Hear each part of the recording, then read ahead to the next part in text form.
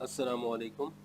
Exercise 1.2 question number 4 solve करते हैं। Which of the following matrices are symmetric and which are skew symmetric. तो symmetric के क्या definition है? सिमेट्रिक मैट्रिक्स की डेफिनेशन ये है कि अगर हमारे पास कोई मैट्रिक्स गिवन हो, फॉर एग्जांपल ए मैट्रिक्स है और इसका हम ट्रांसपोज ले लें, अगर वही मैट्रिक्स बन जाए तो ये सिमेट्रिक है। अगर किसी मैट्रिक्स का ट्रांसपोज दिया जाए और वही मैट्रिक्स बन जाए बट विद नेगेटिव साइन, तो वो स्क्यू सिमेट्रिक है। अब देखते हैं कि हम इसको कैसे सॉल्व करते हैं। फॉर एग्जांपल मैट्रिक्स ए है, इसका हम ट्रांसपोज लेते हैं। तो this transpose is equal to, अब देखें ट्रांसपोज किस तरह लेते हैं। ये फर्स्ट रो है, फर्स्ट रो में लिखा हुआ है 1 7, तो इस 1 7 को मैं लिख देता हूँ इस फर्स्ट कॉलम में लिख देता हूँ। उसके बाद है सेकंड रो, सेकंड रो में क्या लिखा हुआ है 7 और 3 लिखा हुआ है, तो ये 7 और 3 मैं लिख देता हूँ सेकंड कॉलम में। अब रिजल्ट देखें, मैट्रिक्स ए और मैट्रिक्स ए ट्रांसपोज दोनों का रिजल्ट सेम है, यानी फर्स्ट रो 1 7 और दूसरे में भी 1 7 है। मैट्रिक्स ए में 7 3 है और ट्रांसपोज ए में भी 7 3 है। This implies that A transpose is equal to A. A transpose किसकी इक्वल है? ए की इक्वल है। So the given matrix is symmetric. अब आते हैं मैट्रिक्स बी के ऊपर, इसका हम ट्रांसपोज लेते हैं। इसका ट्रांसपोज जब लेते हैं, फर्स्ट रो देखें, फर्स्ट रो में क्या लिखा हुआ है 3 1 5, तो 3 1 5। और सेकंड रो देखें, सेकंड रो में क्या लिखा हुआ है 1 2 4। और थर्ड रो में क्या लिखा हुआ है 5 4 6।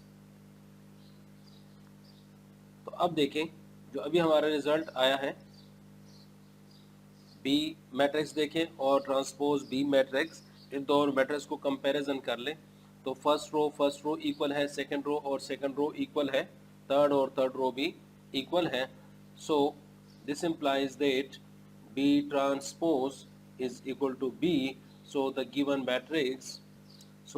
matrix is symmetric. Now part C, this implies that C transpose is equal to, अब देखें फर्स्ट रो में क्या लिखा हुआ है 0 GF,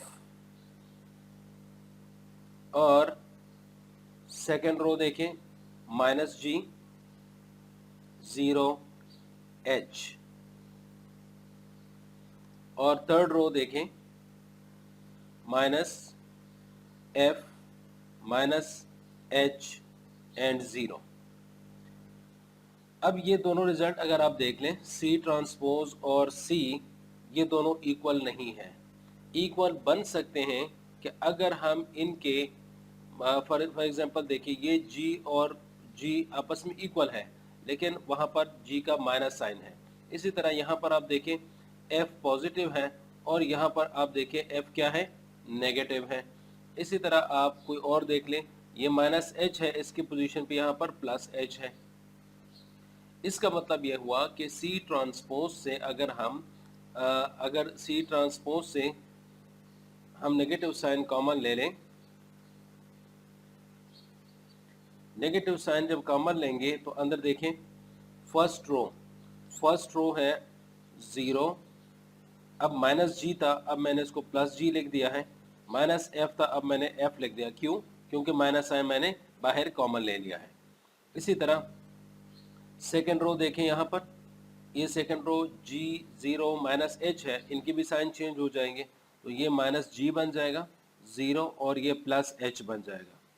थर्ड रो देखें, ये थर्ड रो है, तो ये -F बन जाएगा, ये -H बन जाएगा, और अब ये 0 बन गया है, इसमें कोई चेंज नहीं है।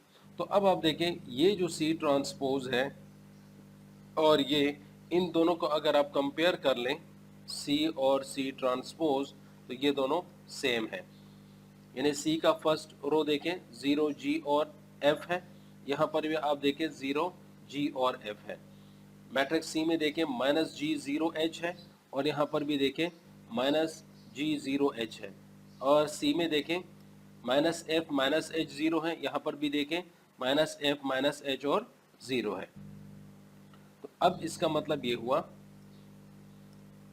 सो matrix C is equal to minus C, यानी जिस मैट्रिक्स का हमने ट्रांसपोज दिया वो उस मैट्रिक्स की इक्वल है but with negative sign. So the matrix is skew symmetric।